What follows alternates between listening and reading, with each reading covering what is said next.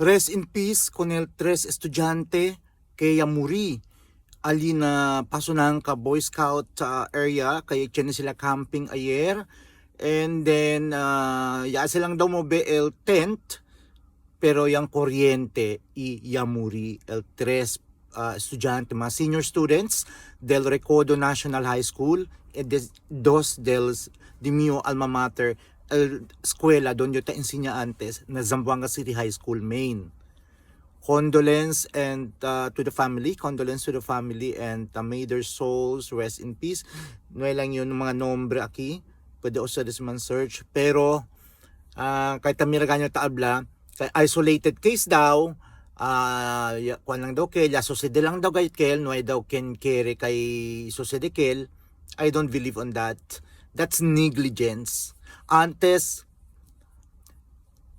na Boy Scouting nyo, alin na City High, kami kanda Sir Chu Francisco, taanda kami na National Jamboree, International Jamboree, alam na dapitan, tiene gayot kami committee on the safety. Kundi aliga ala buskando kami mga lugar onde kami po tent. First and foremost esa si Chief Mariwa del Station 11, one of the Boy Scouts ese.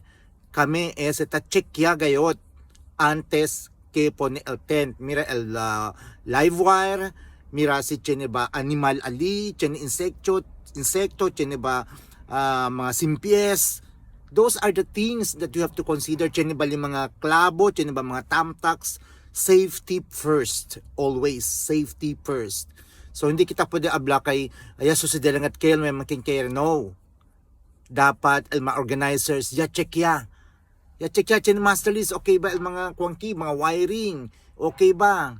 May ba mga piedra ki o hindi pa pwede man landslide aki, todo dapat check ya. So that's a wake up call. Masin hindi lang el mga Boy Scout na otro mga events, no, masking program lang, no, before to as a program, for example na open stage man check to todos yan, diba klabuli na stage yan, diba aguero, el mga audience on the cinta, always do the safe or the safety check of any event. Kahit mga birthday lang nakasa, kasi kita check ya gayot, check ya.